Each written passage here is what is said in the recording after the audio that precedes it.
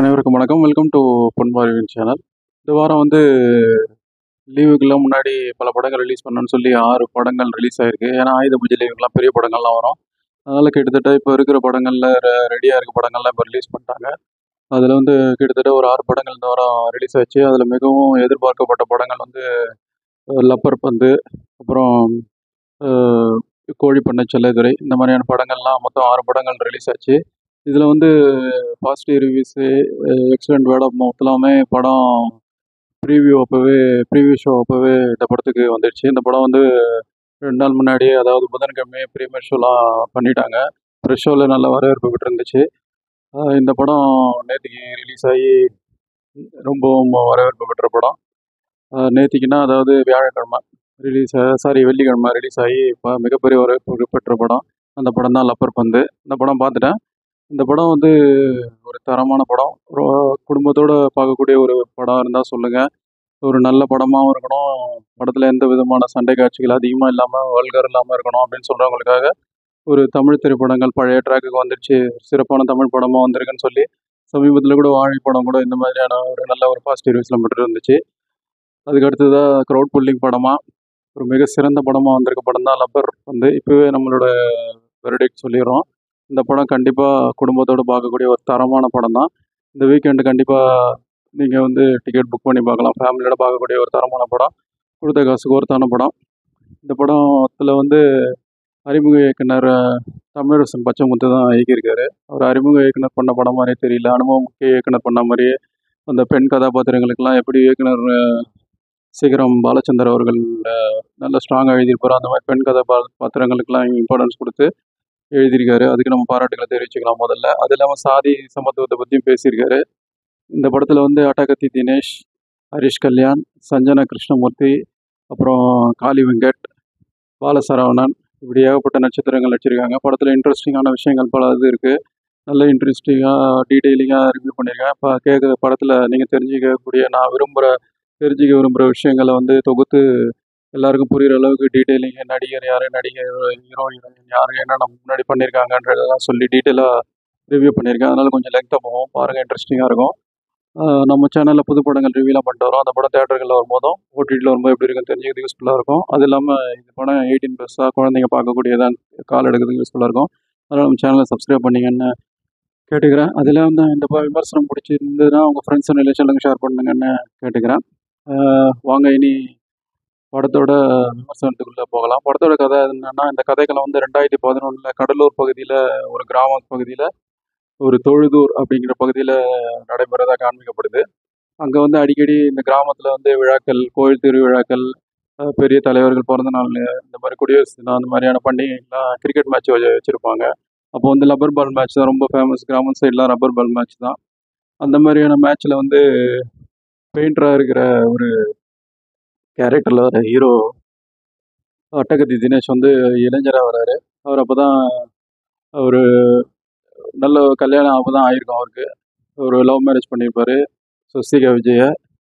அப்படியான ஒரு இளைஞராக வர்றாரு, 25 வயசு இளைஞராக. அவர் தான் அந்த ஏரியாவிலே கெத்தான ஒரு பிளேயர். அதனால் அவர் பேரை கெத்துன்னு வச்சுருப்பாங்க. ஷேவாக் மாதிரி நல்லா ஆடக்கூடிய பேட்ஸ்மேனு. அதனால் அவர் பட்ட பேர் கெத்து அப்படிங்கிற பேரும் ஷேவாக்ன்ற பேரும் நிலச்சிரும். அவர் களத்தில் இறங்கிட்டால் எதிரணிலாம் பயப்படுவாங்க. ஏன்னா பாலை விட்டுட்டு மீதி 5 பால் அடித்து பட்டையை கிளப்பார். அவர் இறங்கும் போதே முன்னாடியே அந்த பைக் செட்லாம் ரெடியாக இருப்பாங்க. அவர் தீவிர விஜயகாந்த் ரசிகர், புரட்சி கலைஞர் விஜயகாந்த் அவர்களோட கேப்டன், அவரோட ரசிகர். அவர் வண்டியிலேயும் விஜயகாந்த் அவர்கள் படம் இருக்கும். அது இல்லாமல் அவர் பேட்டிங் இறங்கும்போது ஒரு ஃபேமஸான ஒரு பாட்டோடு தான் இறங்குவார். அந்த பாட்டு தான் பொன்மன செல்வன்னு சொல்லி பி. வாசு அவர்கள் இயக்கின படம். அது 1990களில் வந்த படம். அந்த படத்தில் வர பாட்டு தான் நீ பொட்டு வச்ச தங்க கூடம் ஊருக்கு நீமகுடம், இசைஞானி பட்டையை கலப்பியிருப்பார் அந்த பாட்டு. அந்த பாட்டு திரும்ப ரிப்பீட்டடாக ஒரு கேப்டனுக்கு போட்டு இந்த பாட்டு ஃபேமஸ் ஆச்சு. அந்த பாட்டை இதில் கூஸ்பம் மாதிரி வச்சுருப்பாங்க. அந்த பாட்டு தான் தளபதி அட்டகத்தி தினேஷ் பேட்டிங்கில் இறங்கும்போது அந்த கர்ச்சீப்பு கழுத்துலேருந்து எடுத்து கட்டி அந்த பேட்டில் கட்டி இறங்கி அடிக்க ஒன்று பட்டைய கலப்பம் பின்னணியில் அந்த பாட்டும் ஓடும். படம் பாருங்கள், உங்களுக்கே தெரியும். அப்படி ஒரு சிறப்பான பேட்ஸ்மேனாக இருக்கிறாரு. அந்த மேட்ச்சில் ஆட விளையாடுறதுக்கு ஆள் இல்லைன்னு சொல்லி ஸ்கூல் பசங்களாம் +2 இந்த மாதிரி படிக்கிற பையனா ஒரு ஹரிஷ் கல்யாண் வந்து சின்ன பையன். அவர் வந்து இது மேட்ச்சுக்கு கூப்பிட்டு வந்திருப்பாங்க. ஒரு புது ஆள் தான். அவருக்கு வந்து பவுலிங் நல்லா வரும். ஆனால் கூட அவர் வந்து ஃபீல்டிங் பவுலிங் 2ல் வச்சு நிற்க வச்சுருப்பாங்க. அவர் வந்து சொல்லுவார் கேப்டன் கிட்ட, இவர் வந்து அவுட் சைடு, அதாவது ஆஃப் சைடு ஒழுங்காக ஆட மாட்டுறாரு, அந்த டெக்னிக்காக பால் போட்டிங்கன்னா விக்கெட் எடுத்துருவேன், எனக்கு பவுலிங் கொடுங்கன்னு கேட்குறாரு. இவர் சின்ன பையன் இல்லாமல் புதுசாக வந்திருக்க பையனால வந்து வேறு ஊர்லேருந்து வந்திருப்பாரு, அதனால் தரமாட்டாங்க. அந்த அந்த டீமுக்கு கேப்டனாக இருக்க டிஎஸ்கே தான் அந்த டீம் கேப்டனாக இருக்கார். அவர் வந்து சின்ன பையன் அதெல்லாம் தர முடியாது, போய் ஃபீல்டிங் பாருன்னு சொல்லி இவரை விட்டுருவாங்க. இவருக்கு வந்து தினேஷ் அவுட் பண்ண முடியலன்னு அந்த ஒரு கடுப்புலேயே இருக்கார். அதுக்கப்புறம் ஒரு 11 வருஷம் கழித்து காண்பிக்கப்படுது. அது இல்லாமல் அட்டகத்தி தினேஷ் வந்து அந்த ஏரியாவில் ஆல்ரவுண்டராக எந்த மேட்ச் ஆடினாலும், வெளியூர் போய் மேட்ச் ஆடினாலும் ஒரு ஆல்ரவுண்டராக எல்லா மேட்சும் ஜெயிச்சு கொடுத்துருவாரு அவங்க டீமுக்காக. நல்ல பேர் வாங்கிடுறாரு. ஸோ அவர் பீட் பண்ண முடியாதுன்ற அளவு பேர் வாங்கிறாரு. ஒரு 11 வருஷம் கழித்து அட்டகத்தி தினேஷுக்கும் வயசாகிடுது. ஹரிஷ் கல்யாணம் வளர்ந்து இளைஞர் ஆகிடுறாரு. அப்படியான ஒரு காலகட்டத்தில் ஒரு மேட்ச்சில் வந்து அட்டகத்தி தினேஷ் வந்து களம் இறங்குறாரு. வயசானவன் தான் பரவாயில்லன்ட்டு அவர் பேட்டிங்கில் இன்னும் திறமையாகவே இருக்கிறாரு. லயன் இஸ் ஆல்வேஸ் லயன் சொல்லி சமீபத்தில் கோட் படத்தில் சொன்ன மாதிரி அட்டகத்தி தினேஷ் வந்து பேட்டிங்கில் இன்னும் ஷவாக்காக விழுந்துக்கிட்டு இருக்காரு. அந்த சமயத்தில் பவுலிங்கில் வந்து இளைஞராக வர ஹரிஷ் கல்யாண் வந்து 2022 காலகட்டங்கள், அதாவது 11 வருஷம் கழிச்சு அவர் வந்து பவுலிங்கில் பொம்ரான்னு சொல்லக்கூடிய அளவில் சிறப்பான பவுலராக பேர் எடுத்திருக்காரு அவங்க ஏரியாவில். 2 பேரும் வேற ஒரு ஊரில் இருப்பாங்க. இது ஒரு இந்த மாதிரியான ஒரு கோயில் திருவிழாவில் மேட்ச் வரும்போது 2 பேரும் விளையாடுறாங்க. அப்போ வந்து அட்டகத்தி தினேஷை வந்து இவர் சொல்லி விக்கெட் எடுத்துடுறாரு. அது இல்லாமல் கொஞ்சம் தன்னாட்டம் பேசுகிறாரு. அட்டகத்தி தினேஷை பற்றி ஈஸியாக அவுட் ஆக்கிடலாம் அப்படின்னு சொல்லி அட்டகத்தி தினேஷ்க்கு ஈகோ தோண்டி விட்டுருது. இது ஒரு பெரிய பகையாக வளருது. ஒரு சின்ன பையன் நம்மளை இப்படி சொல்லிட்டானா அப்படின்னு சொல்லி சின்ன பையன்னு சொல்லி இவரும் வந்து திட்டி விட்டுறாரு. பெரிய பகையாகுது. இதுக்கிடையில் வந்து அட்டகத்தி தினேஷோட பொண்ணுன்னு தெரியாமலே அட்டகத்தி தினேஷோட பொண்ணை வந்து விரும்ப ஆரம்பிச்சிடுறாரு ஒரு கல்யாணத்தில் பார்த்துட்டு ஹரிஷ் கல்யாண். ஸோ இப்போ வந்து என்ன ஆகிடுதுன்னா, ஏற்கனவே இவங்க 2 பேருக்குள்ள ஒரு கட்டத்தில் வந்து ஹரிஷ் கல்யாணுக்கு வந்து தெரிய வருது, அட்டகத்தி தினேஷ் பொண்ணு தான் லவ் பண்ணுறோன்னா. அட்டகத்தி தினேஷ் பொண்ணு என்ன சொல்கிறாங்கன்னா, எங்கள் அப்பா விட்டுட்டு வர மாட்டேன், அவர் சம்மதத்தோட தான் நம்ம கல்யாணம், இல்லைனா வேண்டாம், அது வரைக்கும் நான் வெயிட் பண்ணுறேன் அப்படின்னு மாதிரி சொல்கிறாங்க. அதுக்கு முடியலன்னா வேறு இடம் தான் அப்படின்ற மாதிரி ஸ்ட்ராங்காக சொல்லிடுறாங்க. ஸோ இப்போ வந்து ஒரு இக்கட்டான சூழ்நிலை ஹரிஷ் கல்யாணம். இந்த கிரிக்கெட் பகை, அது இல்லாமல் 2 பேரும் வேறு ஜாதி, வேறு அந்த அட்டகத்தி தினேஷ் ஹரிஷ் கல்யாணம், அதனால் இப்போ பொண்ணு கொடுப்பாங்களான்ற டவுட்டு, அந்த குழப்பம் வேறு இருக்குது. அது இல்லாமல் ஏற்கனவே இருக்க ஈகோ பிரச்சனைகள் இதெல்லாம் கடந்து ஹரிஷ் கல்யாணம் வந்து அட்டகத்தி தினேஷ் பொண்ணை கல்யாணம் பண்ணாரா, அவங்க பக்கத்து இருந்துச்சா, ஜாதி பத்திரம் என்னாச்சு அப்படிங்கிறத பரபரப்பான ட்விஸ்ட்டோட முடிக்கிறது தான் பேலன்ஸாக நம்பிச்ச கதை. இனி படத்தில் ப்ளஸ் மைனஸ் பார்க்கலாம். படத்தில் ப்ளஸ்ன்னு பார்த்தா இயக்குனர் தமிழரசன் பச்சைமுத்துன்னு சொல்லலாம். ஏன்னா அவர் வந்து அறிமுகனே சொல்ல முடியாத அளவுக்கு காட்சிகளை ஸ்டார்டிங்லேருந்து எண்டு வரைக்கும் படத்தில் நம்மளே எழுதிடுறாரு. நீங்கள் படத்துக்குள்ளே பார்க்க ஆரம்பிச்சும் போது படத்துக்குள்ளே என்ட்ரு ஆகிடுவீங்க. எப்படி வந்து ஐயப்பனும் கோஷியும் வந்து நம்மளை சீட்டேஜில் வச்சுருக்க மாதிரி ஈகோ கிளாஷ்னு ஆரம்பிச்சுது. கிரிக்கெட்டில் தொடங்கி அது வந்து வேறு ட்ராக்கில் போய் ஜாதி பிரச்சனையாகி அதுக்கப்புறம் அந்த 2 பேருக்குள்ளே ஈகோ இருக்கவங்கக்குள்ளேயே வந்து மாமனார் மருமகன்ற கிளாஷ் ஆகிற அளவுக்கு அட்டகத்தி தினேஷ்க்கும் ஹரிஷ் கல்யாணுக்கும் ஒரு ஸ்டேஜுக்கு கொண்டு வந்து நிறுத்தி பரபரப்பு உச்சிக்கு கொண்டு போயிடுவார் படத்தை. எப்படி நம்ம வந்து ஐயப்பனும் கோஷம், டிரைவிங் லைசன்ஸ்லேயும் வந்து மலையாள படங்களில் சீட்டேஜ் இல்லாத மாதிரி அந்த ஈகோ கிளாஷை வச்சு எடுத்திருப்பாங்களோ, அது மாதிரி தமிழ்லையும் முயற்சி பண்ணி அந்த மாதிரி இல்லாமல் இது வேறு ஜேர்னலில் எடுத்திருக்காங்க. அது இயக்குனருக்கு நம்ம பாராட்டுகள் தெரிவிச்சுக்கலாம். அது இல்லாமல் படத்தில் வந்து பெண் கேரக்டர்கள்லாம் சிறப்பாக எழுதியிருக்காரு. எப்படி நம்ம இயக்குனர் சேகரம் பாலச்சந்தர் அவர்கள் பெண் கேரக்டருக்கெல்லாம் முக்கியத்துவம் கொடுத்து எழுதுவார். இது முன்னாடி இந்த படத்தில் எல்லா பெண் கேரக்டரும் சிறப்பாகவே இருக்கும். படம் பாருங்க, உங்களுக்கே தெரியும். அதுக்கு பாராட்டுகளை தெரியப்படுத்திக்கலாம். அது இல்லாமல் படத்தில் முக்கியமான பில்லர்னு சொல்லக்கூடிய அளவில் நடிப்பில் வந்து அட்டகத்தி தினேஷ் அவர் சிறப்பான நடிப்பை வெளிப்படுத்தியிருக்காரு. பாடி லாங்குவேஜை முற்றிலும் வேறுபடுத்தி ரெண்டு விதமான ஒரு கேரக்டரில் வருவார்.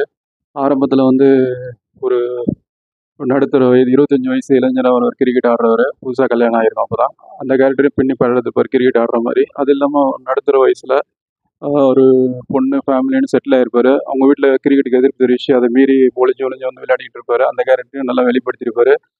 அது இல்லாமல் ஒய்ஃப் கூட பயப்படுறது, குடும்பத்துக்காக கஷ்டப்பட்டு வேலை பார்க்குறது, பெயிண்டர் வேலை பார்க்குறது, அது இல்லாமல் மகளோட பாசம், ஒய்ஃபு விட்டு பிரிஞ்சு போனப்புறம் அந்த சிலையை வச்சு அது தூங்குறது, அவங்க இல்லாமல் டென்ஷன் ஆகுறது, ஏங்குறது, அது இல்லாமல் ஈகோ கிளாஷ் எல்லாத்தையுமே அவரோட பாடி லாங்குவேஜில் பக்காவாக கடத்துறாரு.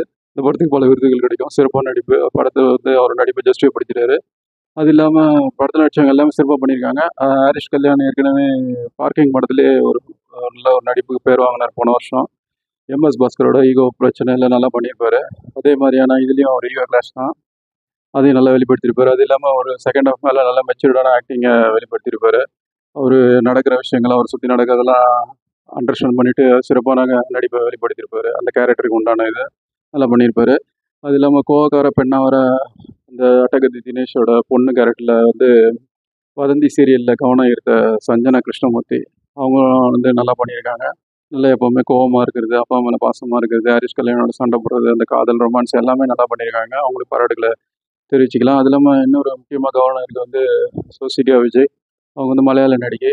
இந்த படத்தில் அட்டகத்தி தினேஷோட ஒய்ஃபாக வராங்க. அவங்க வந்து அவங்களும் ஸ்டார்டிங்கில் வந்து ரொம்ப ரஃப்பான லேடியாக காமிப்பாங்க. போக போக நல்ல குடும்பத்தை கஷ்டப்படுறது, அட்டகத்தி தினேஷ் அந்த சமாளிச்சு லைஃப் லீட் பண்ணிட்டு போகிறது, ஃபேமிலியை ரன் பண்ணுறதுன்னு சிறப்பான நடிப்பு வெளிப்படுத்தியிருக்காங்க. பல படங்களில் கவனம் ஈர்த்த கீதா கைலாசம் இந்த படத்தில் வந்து அட்டகத்தி தினேஷோட அம்மா வராங்க. அவங்க வந்து மருமகளாக வர அந்த சுவாசிகா விஜய்க்கு அவங்களுக்கும் இருக்க அந்த ஒரு நல்ல ஒரு குடும்ப பாண்டிங் எல்லாமே நல்லா படத்தில் வெளிப்படுத்தியிருப்பாங்க. அவங்களுக்கு பாராட்டுகளை தெரிவிச்சுக்கலாம். படத்தில் காமெடி நல்லா கை கொடுத்துருக்கு. ரொம்ப ஆர்கானிக்காக இருக்குது. ஸ்டார்டிங்லேருந்து எண்டு வரைக்கும் படத்தில் ஒன்லைனர்லாம் தெருக்கி விடுறாங்க. மெயினாக வந்து நக்கல்டிஸோட ஜென்சன் திவாகர் அவரும் இவர் ஹரிஷ் கல்யாண் ஃப்ரெண்டாக வர பாலசரோடும் 2 பேரும் அடிக்கிற கவுண்டரில் தேட்டர் விழுந்து வந்து சரி ஸ்டார்டிங்லேருந்து எண்டு வரைக்கும் ரொம்ப ஆர்கானிக்காக மைல்டாக நம்மளை எந்த இடத்துலையும் வந்து போர் அடிக்காமல் கொண்டு போகிறதுக்கு இவங்க 2 பேரும் உதவுறாங்க. காமெடி பட்டையை கலப்புது. நல்லா நம்ம படத்தில் ஒன்றரை வைக்குது. அது இல்லாமல் படத்தில் முக்கியமான விஷயம் இன்னும் முக்கியமான கேரக்டரில் வர காளி வெங்கட், தேவதர்ஷினி இவங்களும் நடிப்பு நடிச்சிருக்காங்க. நல்லா பண்ணியிருக்காங்க. எல்லாருக்கும் இப்போ வாழ்த்துக்களை தெரிவிச்சுக்கலாம். ஷான் ரோடனோட மியூசிக்கில் அந்த ஒரு ஃபஸ்ட்டு பாட்டு நல்லாயிருக்கு. அடி சிரிக்கின்ற மாதிரி அந்த பாட்டு நல்லாயிருக்கு. அது இல்லாமல் படத்தில் வந்து பிஜிஎம்மும் பின்னி பல்லெடுத்திருக்கிறாரு. தினேஷ் புருஷோத்தமன் கேமரா வேறு லெவலில் இருக்குது. கிரிக்கெட்டோட அந்த லாங் ஷாட்ஸ் எல்லாமே வைட் ஆங்கிள்ஸு 360 டிகிரி எல்லாமே நல்லா கவர் பண்ணியிருக்காரு. பாராட்டுகள் தெரிவிச்சு எடிட்டருக்கும் பாராட்டுகள். டெக்னிக்கலி சவுண்டாக இருக்குது. அது இல்லாமல் படத்தில் வந்து புரட்சி கலைஞர் விஜயகாந்துக்கு நல்ல ஒரு ட்ரிபியூட் கொடுத்துருக்காங்க. உண்மையிலே புரட்சி கலைஞருக்கு ட்ரிபியூட் எப்படி கொடுக்குறோன்னு இந்த படத்தை வச்சு தெரிஞ்சுக்கலாம்னு சொல்லி நிறைய விமர்சனங்கள்லாம் எழுதியிருந்தாங்க. அது உண்மை தான். படத்தை பாருங்கள், உங்களுக்கே தெரியும். படத்தில் மைனஸ்ன்னு பார்த்தா இந்த படம் வந்து ஏற்கனவே நம்ம சமீபத்தில் பார்த்த ப்ளூ ஸ்டார், பார்க்கிங், அது இல்லாமல் கொஞ்சம் நாளுக்கு முன்னாடி பார்த்தா சென்னை 28 இந்த 3 படத்தோட கலவை தான் இந்த படம். கிட்டத்தட்ட சொன்னால் புது கதை இல்லை. அதை வந்து சின்ன விஷயமா பார்க்கப்படுது. அதுலேருந்து இன்ஸ்பிரேஷனாக தான் எடுத்திருக்காங்க. இது சின்ன ஒரு குறைன்னு சொல்கிறதுக்காக பெரிய அளவில் படத்தில் இல்லைன்றதுக்காக தெரியப்பட்டிருக்கா சில அந்த மாதிரியான ஒரு சப்ஜெக்டில் வரும் இந்த படம். அது இல்லாமல் இந்த படம் வந்து வேறு பெரிய அளவில் குறை சொல்கிறதுக்கு ஒன்றுமே இல்லை. மற்றபடி மொத்தத்தில் இந்த படம் எப்படி இருக்குன்னா ஃபேமிலியோட கண்டிப்பாக பார்க்கக்கூடிய ஒரு தரமான படம். தமிழில் 2024 வந்து டாப் 10 படங்களில் இந்த படம் கண்டிப்பாக ஒரு அந்த வரிசையில் இருக்கும். இந்த வருஷத்தில் வந்து பெஸ்ட் படங்களில் ஒன்று. மிஸ் பண்ணாமல் பாருங்கள் தேட்டரில். ஓடிட்டு வரும்போது கண்டிப்பாக கொண்டாட படம். தமிழ் சினிமா பழைய ட்ராக்கு வந்துடுச்சுன்னு கண்டிப்பாக நம்பலாம் இந்த வருஷம். வாழை, அதுக்கப்புறம் இப்போது வந்திருக்க இந்த லப்பர் பந்து 2மே நம்பிக்கை அளிக்கக்கூடிய அளவில் 2024 பூர்த்தி செய்கிற அளவில் ஃபினிஷிங் டச்சாக வந்திருக்கு.